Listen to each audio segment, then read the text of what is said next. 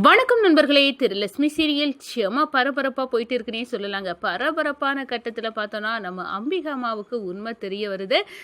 தாலி கட்டிய பொண்ணு மகாதான் அப்படின்னு உண்மை தெரிஞ்சு இனி திவ்யா கூட என் பையனுக்கு நிச்சயமாக கல்யாணம் நடக்கக்கூடாது, மகாவுக்கு துரோகம் பண்ணது மாதிரி ஆயிரும், அது பண்ணக்கூடாது, கடவுளே நீதான் திவ்யாவுக்கும் திருவுக்கும் கல்யாணம் நடக்காமல் தடுக்கணும் அப்படின்னு அந்த இடத்துல சாமியை வேண்ட ஆரம்பிச்சுட்டாங்க. இந்த வீடியோக்குள்ளே பார்க்க போகிறோம். அதுக்கு முன்னாடி சேனலுக்கு லைக் அண்ட் சப்ஸ்கிரைப் பண்ணுங்க ஃப்ரெண்ட்ஸ். பக்கத்தில் இருக்க பெல் ஐக்கானையும் கிளிக் பண்ணுங்க. அப்போதான் நான் போடுற ஒவ்வொரு வீடியோவும் நோட்டிஃபிகேஷனாக உங்களுக்கு கிடைக்கும்.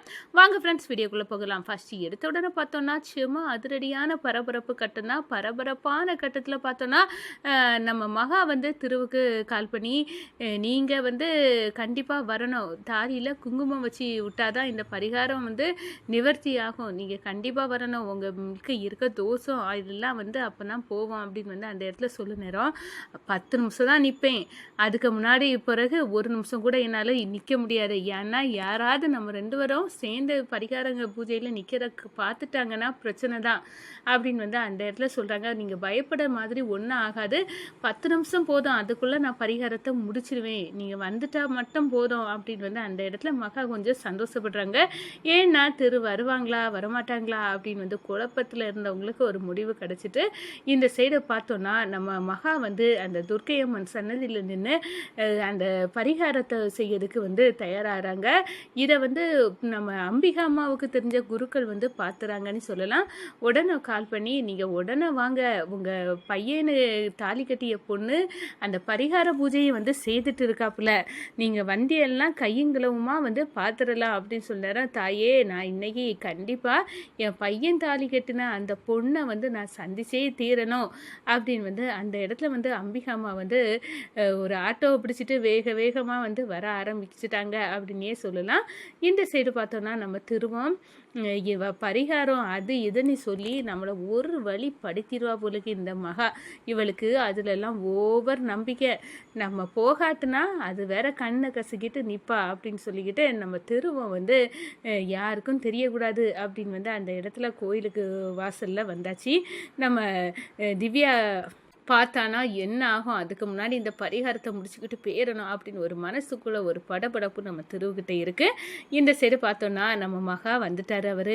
அந்த பரிகாரத்தை கச்சிதமாக அவரை வச்சு பண்ணிட்டோன்னா அவருக்கு உயிர் மேலே இருக்க கண்டம் போயிடும், அது பிறகு அவர் நிம்மதியாக வாழலாம், இது அவர் நலனுக்காக அப்படின்னு அந்த இடத்துல நம்ம திருவை வாங்க வாங்க அப்படின்னு கூட்டிகிட்டு வராங்க. நம்ம துர்க்கையம்மன் சன்னதியில் அந்த பரிகாரத்தை நம்ம மகா அழகாக பண்ண ஆரம்பிச்சிட்டாங்க. பண்ணிக்கிட்டு நம்ம அம்மன் சன்னதியில் இருந்த குங்குமத்தை நம்ம திருட்டை எடுத்து இதை என் தாலியில் வச்சு விடுங்க அப்படின்னு அந்த இடத்துல சொல்ல நேரம் தாலியில் அழகாக நம்ம திரு வச்சு விடுறாங்க.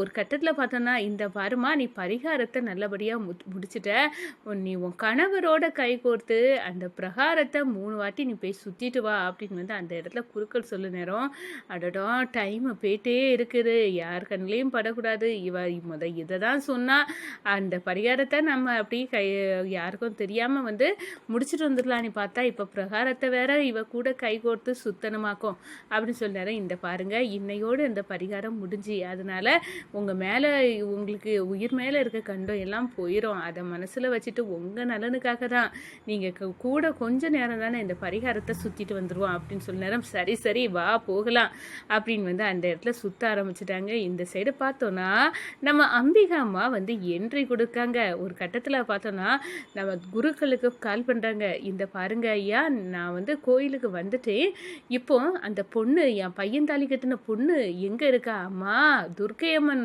சன்னதி முன்னாடி அவள் பரிகார பூஜையை செய்துட்டு இருக்கா, அவள் ஆத்துக்காரரோட உங்கள் பையனாக தான் இருக்கும், அவங்க பையன் கூட பரிகார பூஜையை செய்துட்டு இருக்கா அப்படின்னு அந்த இடத்துல சொல்ல நேரம் அப்படியா திரும்ப வந்திருக்கானா, இன்னைக்கு கண்டிப்பாக கையும் களவுமா 2 பேர்த்தையும் பிடிச்சிடணும் அப்படின்னு நம்ம அம்பிகா அம்மாவும் வேகமாக வராங்க. ஒரு கட்டத்தில் பார்த்தோன்னா அழகாட்டு கை கோர்த்து நம்ம திருக்கையை பிடிச்சவாறு நம்ம மகா பிரகாரத்தை செய்துட்டு இருக்காங்க. துர்க்கையம்மன் சன்னதி முன்னாடி போய் நின்று பார்த்துக்கிட்டு ஐயையோ இங்கே இல்லையே என்னடா அப்படின்னு தாயே என் பையனையும் என் மருமகளையும் என் கண்ணில் காட்டு அப்படின்னு அந்த இடத்துல அப்படியே ஒரு ஓரமாக இருக்காங்க. பிரகாரத்தை சுற்றிட்டு வர நம்ம திருவம் மகா மகாவை வந்து மாரையும் கழுத்துமா கையும் களவுமா அம்பிகாமா பார்த்துட்டாங்க. நான் பார்த்துட்டேன், மகாதான் என் மருமகளா இப்போ எனக்கு புரிஞ்சுட்டு எதுக்காக இவங்க 2 பேரும் கல்யாணம் பண்ணாங்க, அதுவும் எதுக்காக மறைச்சி இவன் தான் என் மனைவி அப்படின்னு சொல்லாமல் திவ்யாவை வந்து கல்யாணம் பண்ண தயாராகிட்டான். என்னதான் நடக்குது இவங்களுக்குள்ள ஒன்றும் புரியலப்பா. ஆனால் மகா வந்து என் வீட்டு மகாலட்சுமி தான்.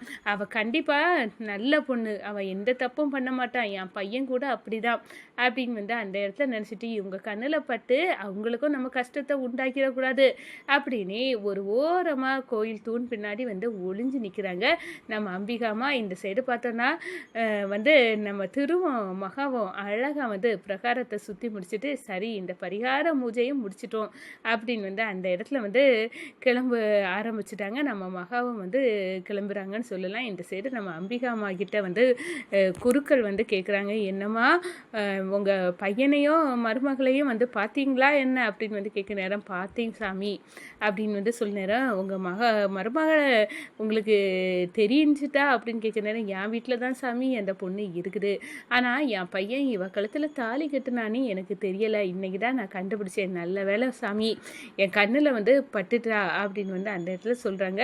இந்த பொண்ணு தங்கமான பொண்ணு தான், எதுக்காக என் பையன் தாலி கட்டுனா அந்த விஷயம் தெரியலை, சரி போகட்டும் பார்த்துக்கிடலாம் அப்படின்னு வந்து அந்த இடத்துல அம்பிகம்மா சொல்லிக்கிட்டு ஆட்டோயில் வராங்க. இங்கே நம்ம மகாவும் பரிகார பூஜையை முடிச்சுக்கிட்டு வீட்டுக்கு வந்துட்டாங்கன்னு சொல்லலாம். திருவம் வீட்டில் நிற்கிறாங்க. இவங்கள பார்த்த உடனே பயங்கர ஷாக்காராங்க நம்ம அம்பிகம்மா. என்ன அது கடையில் நான் வர்றதுக்கு முன்னாடி 2 பேரும் ஒன்றும் தெரியாதது மாதிரி வந்து பரிகார பூஜையை முடிச்சுட்டு வந்து நிற்கதை பாருங்க அப்படின்னு வந்து நினச்சிக்கிட்டு, மகா இங்கே வா அப்படின்னு வந்து அந்த இடத்துல கூடாங்க. என்னம்மா வாரேன் அப்படின்னு வந்து அந்த இடத்துல நம்ம மகா போகிறாங்க. ஒரு கட்டத்தில் பார்த்தோன்னா, என்கிட்ட நீ உண்மையை சொல்லுவியா அப்படின்னு வந்து அந்த இடத்துல கேட்குறாங்க நம்ம அம்பிகாமா. என்னம்மா உண்மையை சொல்லணும், என் தலையில் கையை வச்சு சொல்லு பார்க்கலாம் அப்படின்னு வந்து உண்மையை மட்டும் சொல்லணும் அப்படின்னு வந்து சத்தியம் வாங்குறாங்க.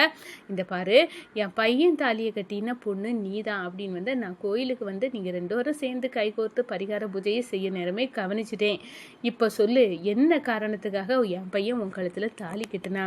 அம்மா, இக்கட்டான நிலையில் கஜேந்திரன் ஒரு மாமா இருந்தார், அவர் வயசானவர், என்னை வந்து கல்யாணம் பண்ணுவேன் நீ வந்து மிரட்டி வந்து இருக்க நேரம் ஊர் மக்கள் எல்லாம் சேர்ந்து உங்கள் பையன்கிட்ட எனக்கு வந்து வாழ்க்கை கொடுங்க அப்படின்னு வந்து அந்த இடத்துல வந்து கல்யாணம் பண்ணுங்க அப்படின்னு வந்து சொல்ல நேரம், உங்கள் பையனால் தட்ட முடியலை, என் வாழ்க்கையை காப்பாற்ற உங்கள் பையன் வந்து என் காலத்தில் தாலி கட்ட வேண்டிய சுச்சுவேஷன் ஆயிட்டு, ஆனால் அவங்க மனசில் வந்து திவ்யா இருந்திருக்காங்க, இது எனக்கு தெரியாதுமா, நான் வந்து திவ்யாக்கா வாழ்க்கைக்கு இடைஞ்சலாக வரப்போகிறது இல்லை அப்படின்னு வந்து, அப்போ நீ காலம் ஃபுல்லாக நீ தனியாக இருப்ப, திவ்யாவும் திரும்பவும் கல்யாணம் பண்ணி சந்தோஷமா இருப்பாங்க அப்படின்னு வந்து நீ நினைக்கிறியா? உன் வாழ்க்கையை தியாகம் பண்ண எல்லாம் நீ முடிவு பண்ணிட்டியா மகா அப்படின்னு வந்து அந்த இடத்துல வந்து நடக்காது திவ்யா கல்யாணம் அப்படின்னு வந்து அம்பிகம்மா ஒரு அதிரடியான முடிவை எடுக்கிறாங்கன்னு சொல்லலாங்க. வணக்கம்.